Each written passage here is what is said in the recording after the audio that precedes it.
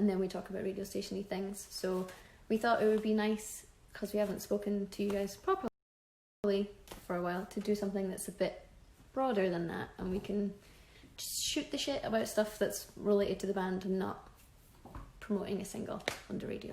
So wow, everyone's requesting to be in it. I don't know how this works. Right, hold on, I need to find the one person that I need to let in. Yes.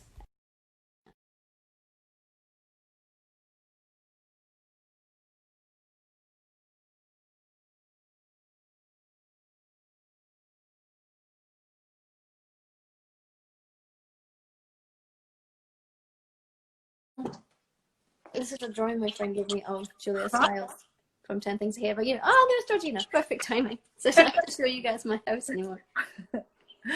Oh, sorry about that, mate. I was... How are you? I'm alright, thanks. I'm going to turn you up a bit. Sorry, I saw your email being like, are you good? Are you getting on? I'm coming! This is actually my first Instagram live, so... well, it's my first time being in charge. Oh. That's probably what's made it. Well, how's your day going? It's alright, thanks, man. Yeah, I mean, I watched the news. I got incredibly bummed out. Yeah. And then I was like, we'll talk about this stuff. It feels a bit weird, but then we have to. Yeah, it's heavy. But I think something that I've been speaking to with a lot of other people as well has been that through everything that's going on, I think that something that gives people hope is kind of creativity and art and music. And I think that was one of the reasons why I thought it would be so nice for us to have this kind of little moment and for me to chat to you and speak about all the things that you've been up to lately. I love your colour coordinated. Is that books or this video? I'm actually in my husband's office, which is colour coordinated. I would never be this together. But it's very impressive to me. I was like, I moved the one. There's a photo of my boyfriend as a baby, and I had to move that because I thought it was a bit weird if there's like a baby. So I moved that, but that's about as much effort as I could make for everybody to come around. So thank you guys. Well, so I wanted to kind of just kick off and say this kind of start of like a little mini series maybe of conversations with you for your fans and for people in fashion and the arts. I thought it would just be nice to chat about why we did this little kind of creative project and why you allowed us into your universe, because it was so incredibly generous of you to collaborate with artists on so many different levels. How did this kind of idea come about for you? Well, I guess people who are tuning in here probably have been following the band for a little while, I hope. So they probably know that a lot of the time when we do anything based in photography, it's like, this is a press shot or this is a picture for a magazine. And it kind of felt like a lot of the creative aspect of that had been drained out of it. And I guess when we were thinking ahead to what we wanted to do after the record and moving forward, we kind of wanted to broaden the scope of the creative side of that kind of stuff. So not that you guys don't love seeing pictures of the three of us standing in the line with me in the middle with my arms crossed, but we were like, is there some way of doing this that's more interesting? Because the things that all of us love in terms of like photography and art and bands that we love that have really delved into that, it's been a lot more adventurous than what we were doing. So that's kind of how we connected, was we being like, how do you start to broaden this up? And then that's how we met. And you were like, well, let's just do it. I almost swore on the live there. But. Well, I was so excited to, I had heard your music, loved your voice, loved the idea and the whole story behind Chvrches, and started doing my research and listening to the past albums and reading up about you and Ian and Martin and the band and how you got together. And then I started sort of finding out a little bit more about you, and I was so fascinated, even from your university master's thesis about how women are depicted in magazines. Is that correct? Yeah, I was smarter then, and yeah. But yeah, it was kind of about like how like what imagery is always consistent of women in women's magazines and fashion press as well. So when I started finding out stuff that you were sort of saying, I was really fascinated by that. And, you know, also with my job, which is predominantly working as a makeup artist, but also as a creative director, I kind of, you know, I feel like I've always battled the male gaze and versus the female gaze in the world of fashion and beauty. And I came up, I think very much like you, from sort of slightly an alternative route into our chosen careers, if you like, and paths. And I think that it's something that was really fascinating to me when I spoke to you about this, which was why you were so controlling over your image in the past and where had it come from. And I was so fascinated, and I started doing all this research, and I was finding all these interviews, like the one where some guy in Australia kills a spider while he's interviewing you. Oh yeah, Yeah. I did do that. And and I was just wondering, why is this such an important issue for you, and why, you know, because this started before you were in music.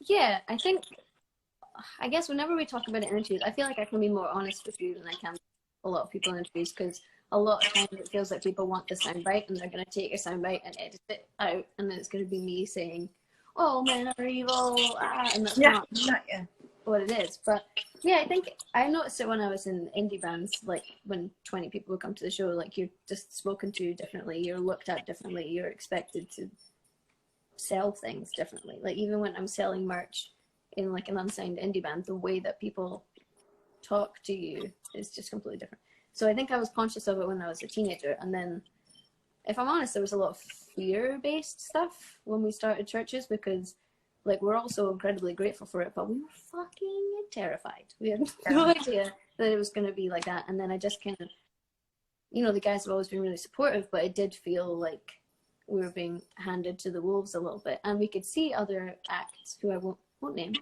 no disrespect, but other acts that came out around the same time as us that were doing things very differently. And now I look at that and I'm like, we were maybe too vicious with things we didn't do at the time. Mm-hmm. We were like never any separate photos, never any women's magazines or anything like that. Which now I feel like now the band is an established unit. It's easier to do that. But I was very much of the idea that I'm like, if this gets taken away from me, there's no way for me to get this back. And I've spent enough time with people being like, oh, you're only in the band for this reason. It can't be anything to do with skill. So I kind of feel like I spent a lot of time trying so hard to be one of the guys. I was almost more one of the guys than they were. And I wonder if that's impacted things, because I was never in bands with girls when I was growing up. So I wonder if that's had an impact on my femininity or whatever in different ways. So I think it made me more headstrong about things, but I wonder if I'd been allowed to just evolve naturally and not just be immersed in guy zone, maybe it would have been different. I don't know. Yeah, it's super interesting. And I was also wanting to know that who were the female icons that shaped you as you were growing up, and you know, right? I think I definitely remember the Yeah Yeah Yeahs was a massive one for me, because that was when I was I think Fever to Tell came out when I was at the end of high school, and I remember somebody playing it at a house party, and I didn't have did we have MTV? I don't think we did. So seeing it at somebody else's house and seeing the videos for that, and because like everything I was listening to around that time that wasn't old music was mostly guys. Like I'd loved Hole and Garbage and things like that, but there wasn't anything that was like super hot at that time that was as prominent. And just Karen O was just like a lightning bolt. Like she's just completely different from everything that was going on. And yeah, I feel like the women that I admire generally, it's like PJ Harvey, Debbie Harry, women who have always used aesthetic to tell the story, and it's not been foisted on them. And I don't know, I feel like that was something we were shutting down, in my opinion, too much. But if you started having that conversation when you weren't fully sure what it is you were trying to say, then it felt too risky to me, I think. I don't know.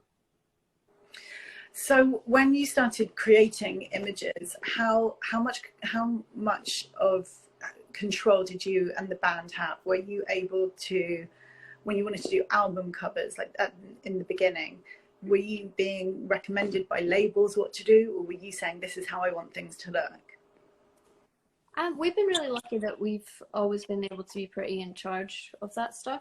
The first album was designed by a friend of our manager, first and second, and then Ian from the band, guys in the comments might know, he'd studied architecture before, and he's actually a really good artist, so he's really good at that visual side. And then I think it was just about figuring out how to take ownership of, it feels like big-headed in a way to try and be in control of those things, especially for a female in an industry. If you're, I want it to look like this, and I think this and this, then, you know, the bossy stereotype just comes in. But I think we've been really lucky with that. And also I think being in the band teaches you that you can't control everything about your image. You can only control certain parts, because you get live photos taken of you where it looks like you're distorting a microphone and like all the time. So, you know, like, I think it's good to be reminded that it's not about vanity, it's about, and I think that's depressing to me when I see press shots of people and it's posing and modeling, but not for a purpose. Like, that's your bag, totally no judgment. But I think for us, I'm like, if we have that opportunity, how can we make it somehow creative, I guess? I don't know. Well, this project that we did, which I should probably sort of preface a little bit for people watching, is that Lauren agreed to work with incredible artists to create some still images, and the subject matter, I think, which we discussed, was that it was exploring aspects of your personality, and if it's not your personality, perhaps imagined personality, something that the fans might project upon you, thinking that they know you, or even something that could be taken from lyrics. And we sort of we worked with three incredible photographers. We worked with Bex Day, we worked with Liam, we worked with Greta Lever, and an amazing stylists. And even the people shooting the BTS stuff were upcoming artists with very unique points of view. And the three characters that we developed were, one was kind of like a 60s, slightly retro pop icon, and we kind of called it Twiggy meets PJ Harvey. You know, when we were establishing the mood board to try and describe it. And it was quite optimistic, and I feel that sort of so much of pop is optimistic. But so the images had this kind of very sweet, we explored a sweet side of you, of your personality. And then with Liam's images, we really looked at a kind of cinematic David Lynch meets Ingmar Bergman, iconic images of strong silent movie or sort of golden age Hollywood women. And that was really nice. And that was the area that I was kind of thought we had to be the most careful with, because that, you know, we were not trying to exploit sort of a feminine sexuality. We were just exploring a perceived sensuality. And you were so kind of open and kind of amazing to sort of take on that character. And then the third series with Greta was kind of more surreal and abstract, and I felt that you really went down the rabbit hole with that one and was letting us blow bubbles at you and put pearls all over you and do all sorts of things. Kate Bush, Annie Lennox vibe. Totally. Always into. Yeah. And did you feel comfortable in that process with people, sort of me putting on the makeup and saying this? It was about a trust exercise, and yeah, obviously I'm very lucky to have worked with people that know so much about like how to tell stories in that way. And yeah, I feel like it was very cathartic in a way, because with aesthetic stuff and with live performance, I kind of feel like I was so defensive at the beginning and then went so far the other way to it was like extreme overt toughness, and I kind of feel like somewhere in the middle is probably more honest or something. Like how can you be tough and hard and not get pushed around and have like the aggressive part of femininity or whatever be allowed, but how can you maintain vulnerability in that? And I think it was a good exercise to allow. I just allow a little, and then see. Yeah, and I think, you know, even though you have quite a fragile demeanor, you have quite a serious strength within you. You know, looks can be deceiving. And I think that the fact that you just trusted everyone and allowed us to go there with that, it was quite an amazing experience.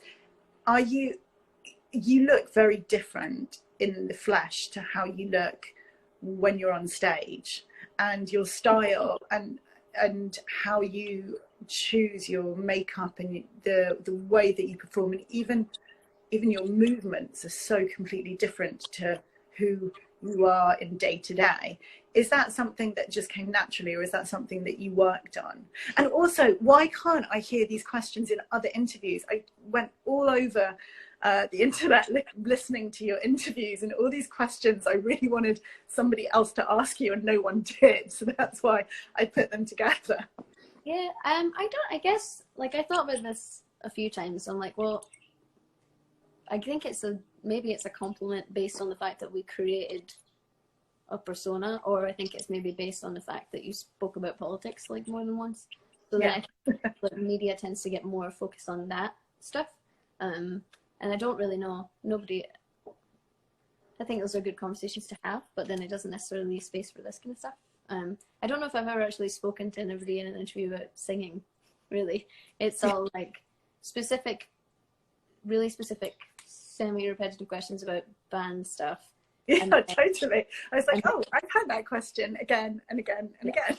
But then I totally get that there's a space for that, and, you know, we're lucky to have people interviewing us, because then it helps us find fans and stuff. That's right. Yeah, when people ask us some things, I'm like, I don't know if that's going to be interesting for any of the people in the comments that have watched more than one interview before.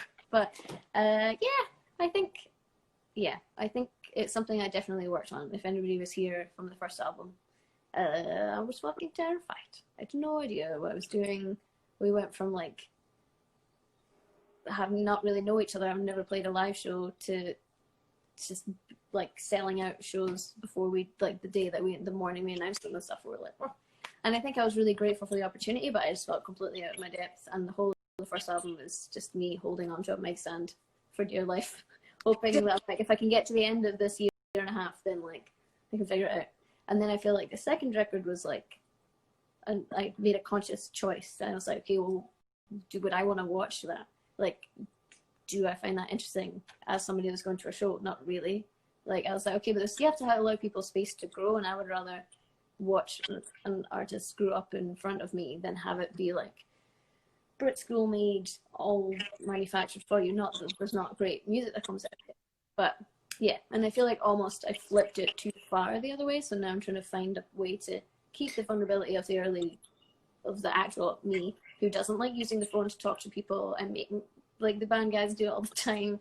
I apologize constantly, things like that. I'm like, but I want there to be a persona, but I want there to be like honesty in it. So I don't know how to do that. Yeah, because I mean, it seems that the way that you are behaving and the way that you are is just showing strength. And I'm sure that if it was a male artist at the front headlining, a band or a concert, they wouldn't come across with the amount of criticism that you've had for certain controversial comments that you've made, and the fact that you're a feminist. I mean, it seems very much that women are still kind of being attacked for the comments that are being made. I think so. I guess it's all part of a sliding spectrum. Like, not to bring up a topic that people don't want to talk about, well, but I don't know Lana Del Rey. I don't know this lady, but I feel like you need to have that conversation in a different way than she was trying to have it, in my opinion. Yeah. You know, and like I think I don't know. It's this weird like comparative victimhood, and it's internalized misogyny, basically, to pit women against other women and be like, well, I'm experiencing this, so that must be solely my experience. Whereas I feel like when I've met other women who work in the business, I would rather empathize and relate and engage and be like, what are the things we have in common, and then what are the things that for you are different and presumably worse than what I experienced. And I kind of feel like that's a more powerful way to talk about it than to try and make your victimhood more prominent than somebody else's or something. I don't know. Just dropped the Lana Del Rey bomb. Leaving my house. There's people coming around to my house to throw things at me. Probably, I don't know. No, they won't. But it is an interesting side and a comment to make, because you know it is about women supporting each other, and that's what feminism really is about. It's not about sort of having more barriers between us, but it's about how we come together, how we work together, and it's not about man bashing. That's certainly not what this is about. I can't believe we're still having that conversation, but I guess if we've been watching the news, and like there's many things that we just think we should still be having to talk about that should be common sense but aren't. So does this sort of attitude affect your creativity, and how has lockdown made you see these issues? Well, I guess I do wonder, like, everyone's inside and online more than they've ever been online, so in a way that's a terrible thing, and in a way maybe that's a good thing to focus on things. But for me, and like all the stuff that's happening on the news, the stuff that's happening in Minnesota, and like that stuff is not disconnected conversationally from what our friend Lana was bringing up. Like, right. That's the whole point of intersectional feminism. It has to be intersectional. If your feminism is just about straight white women, then it's not feminism, in my opinion. Exactly. It's not inclusive. And I'm not saying that her comments are as bad as or equivalent to, but it's part of a whole structure. It's part of a whole system. So I think maybe having some time inside to ponder on these things could be useful, but it's hard to say. But I guess, yeah, we were lucky that we got maybe 3 or 4 weeks of writing on the new album in before lockdown came into place, and we all went back to our own corners. So we've been doing that, and I kind of feel like that's the place I feel like we are most honest. Not that we lie to you guys in interviews, obviously, but like I don't think about that when I'm writing. Like we said that the other day, I was like, it's so nice to be having time off promo stuff. Obviously very lucky to have it, but we don't talk about gender when we're sitting around just the three of us. They don't talk to me like that, and I don't talk to them like that. Like if something comes up in the pub, then we'll address it, but we don't sit and think about our band in those terms. It's only when we go out into the world that we think that way. So yeah, and you have to. Yeah, and when I'm writing, I don't think about it as I'm a female artist writing in this headspace. It's just, I think it's nice to be free to say what you want when you're creating. I think that's what you should be doing. So we're doing it. We figured out a way to do it remotely. So. And how are you finding it? Has it been an interesting process? Yes, I think for an electronic band, man, it took us a long time to figure out technology that would work. But I think it's been good in a way. In a weird way, it makes us like more space for each other in it, because even though there's only 3 of us, like there's quite different personalities in it, and I think I can be really dismissive and really bad. I'm like, no, don't like that, and I don't think about how someone's just created that for like 8 hours, and then me being like, yeah, I don't know, is probably like really harrowing and horrible. Or if you're just a noisier person, then you take up more space, and that doesn't mean you're getting the best work necessarily. So I think it's been nice in a way that we've had to like appreciate each other and listen, and yeah, the guys are fine, they're well. Yeah, good. They're good, in case anybody's wondering. I don't think they're watching, because I spoke to them last night. I'm going to speak to them again today, so they don't need to watch me do this. Okay, but they're well, and that's the main thing. They're working, so. They're working, exactly. And so you were saying you've done about 3 weeks worth of the new album. We did it all in one room, and then I guess that would have been the start of March, and then now we're just doing it remotely. So yeah, we always like to write more than we end up needing. I feel like, I think the second record's the only time we've written like exactly the number we needed, and then the extra songs were like a B-side for Japan and stuff. But that's because we were quite strict with ourselves, and we were like, we need to keep momentum. We don't want to take 5 years to make a sophomore album. But I kind of feel like sometimes you need to write to figure out what path you're going to be on.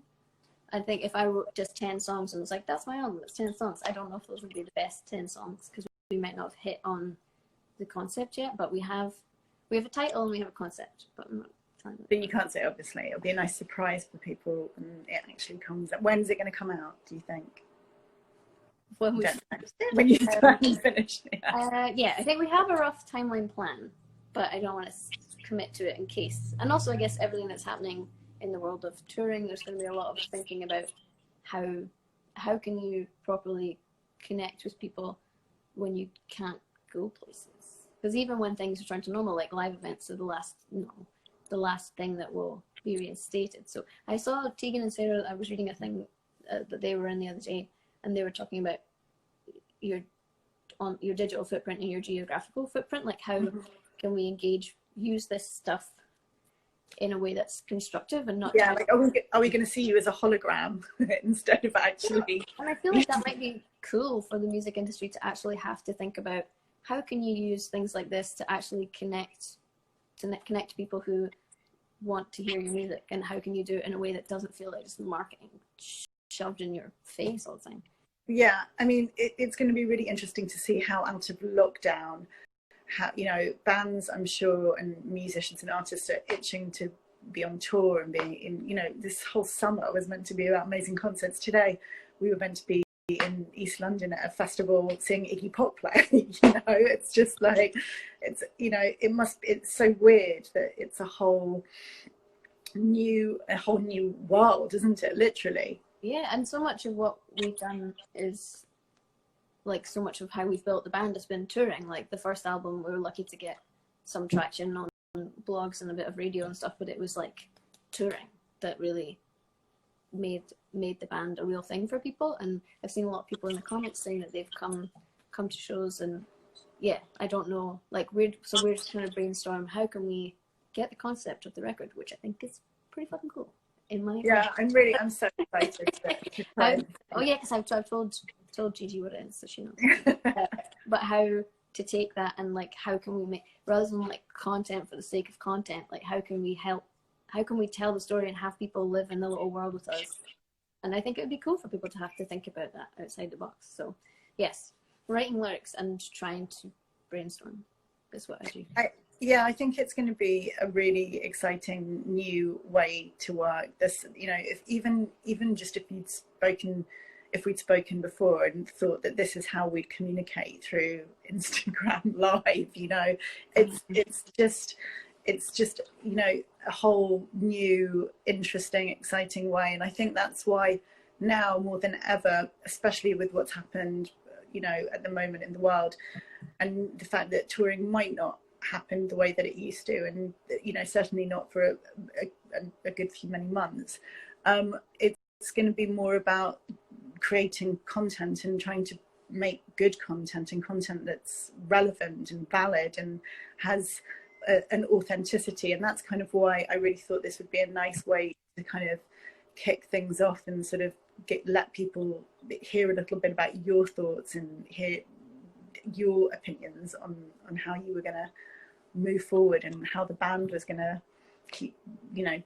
Yeah, and I feel like all the imagery that we've been sharing, even though the guys are not in it because they were not there, they were at home, but I feel like it was kind of a nice way to open up a slightly broader conversation in that world, so that if we, in a weird way, it was kind of horribly good forward planning, so that now there's a bit more scope that people won't be freaked out by to do weirder shit and tell stories differently, and now we'll need to do that anyway. So I don't know, I feel like really grateful that anybody's even watching this, because honestly I open this app and I'm like, oh god, I can't, I want to interact with it, I'm like, I can't watch 5,000 Instagram live things a day. So, you know, I guess it's like, how can you actually have it be, how can you help get music out there and not just content for content's sake? I don't know.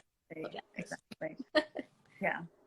Well, I want to say that it has been an absolute pleasure getting to speak to you for a couple of minutes about the new album and the creative process, and also the fact that you allowed other artists into your universe in a visual way, not just in a music way. It wasn't just about how you collaborate with your band, it was allowing different people to come in and present ideas. And like I said, you really went down the rabbit hole, and what just really was a very brave, courageous person to do something like that. It was really exciting as well. And it was like, did you have fun as well with all of that? Or did you? Once the fear had passed, and I guess I'm so used to doing things only with the guys, so I feel like it's probably, I don't want that to be what the band becomes, but I feel like it was a good exercise to be like, well, at the end of the day, you do front the band, so you should figure out how to do it comfortably and confidently, you know? Yeah, which I think you did do. Is that scarier than being on stage performing to thousands of people? I think so, yeah.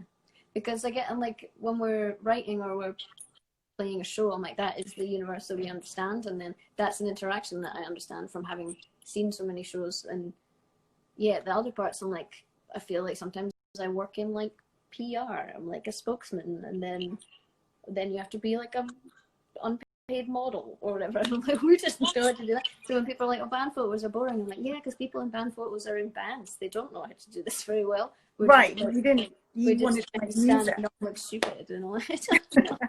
I don't know how to do it, but yeah, I feel like it's good to push yourself out of your comfort zone to a point. Yeah, absolutely. Well, it'll be really exciting to see what images you create next, and videos and shoots, and when we get allowed to do those things again. But yeah, I feel like hopefully it'll be exciting stuff for people. Well, exciting, it's a bit big-headed. Hopefully it'll be interesting. No, of course. I think that your whole process is interesting and fascinating, and I think that your message is something that's real and powerful.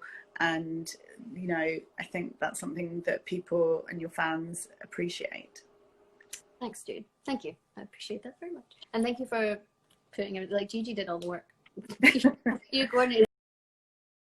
No, you fitted in absolutely perfectly. But just before we wrap up and people get on with, well, in Europe they get on with their Friday night, and in the States you get on with your lovely sunshine or whatever else it is you do out there. I wanted to ask you a bit about you and lockdown. How have you coped? And I thought you just, oh, is that the kitchen? Yeah. Oh, hello. Like, where are they? So this one's like, she's not super keen on being picked up, but she'll allow it. So this is how I've been coping, basically. Oh, hello. But she looks like a little Fraggle. She's very cute. She actually does look like a Fraggle. But, well, yeah, I guess I'm incredibly lucky that I can stay inside, and we just toured and worked for 2 years. So, you know, we're really lucky to have that. So, yeah, I feel like a lot of the time people are commenting on, well, and it's better. I'm like, yes, everybody is, but you have to understand that your experience is incredibly different than a lot of people's. So, oh yeah, absolutely. Yeah, and I guess I was like Ian at one point was like, man, it'd be really good to get a break from touring. So he jinxed it. He jinxed it, because now I'm like, well, you're not gonna get any of that for God knows how long. But yeah. Have you felt that in lockdown you've become more creative, or have you been inspired by, I don't know, have you taken more influences in? Have you been reading more? Have you been watching more films, like things that have influenced you? I thought I would be incredibly efficient, but then sometimes I don't know where the time goes. It's just gone. It's like 4 p.m. I'm like, eh? But yeah, I feel like I've been watching a lot more films, which when the record comes out will make sense to people. But yeah, I think it's fun for me. I'm a bit of a swap, so I'm like, oh, it's like research time. Then we never really get to have that time, because normally we're like tour, write the album, tour. So if anything, we've been very lucky to have this time to use constructively. It's been the longest that you've stayed still for quite a while. Yeah, we were saying that the other day. This is the longest I've ever gone without seeing Ian and Martin since I met them.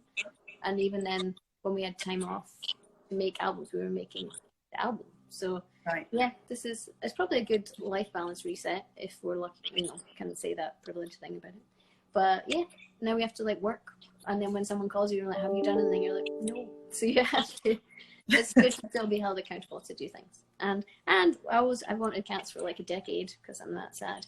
And when we're on tour all the time, I was like, I can't get them. So plus side, you guys get all the cat content, and I get to have the cat. Oh yeah, I want to see. Can you pick? Is the kitten still there? Can you pick? Yeah, she's sitting on your lap. She's sitting on your lap. She's like, Oh, oh, what is yeah. She was just sleeping, so she's a little sleepy. You've got the same. You've got the same eye shape. Well, she is my child. We're related. No, I don't. No, she's a cat. Independent being. You can do what you want to do. Yes. Yeah. So I felt bad if I left without showing the cats. I saw people being like, "Come on!" I only tuned in for the cats. So thank you. People love the cats. You know, the next album will not be to do with cats. I promise. I know how to separate church and state and like keep the things in the compartments they need to be in. Absolutely. Yeah. Well, I think I'm gonna let you go and say thank you for this little chat, and I think people are going to be really excited for the new album and to keep seeing the amazing images and the visuals that you put out. And yeah, is there anything else that you want to discuss before we go? I don't think so, but just to say thank you to you, and thank you to everybody that tuned in. I know these things can be kind of tiring, and you've probably seen a million of them, so thank you guys for showing up. Sorry we can't hang out in real life for a long time, but yeah, we'll try and do something again soon so that we're not just squares on your feed every so often.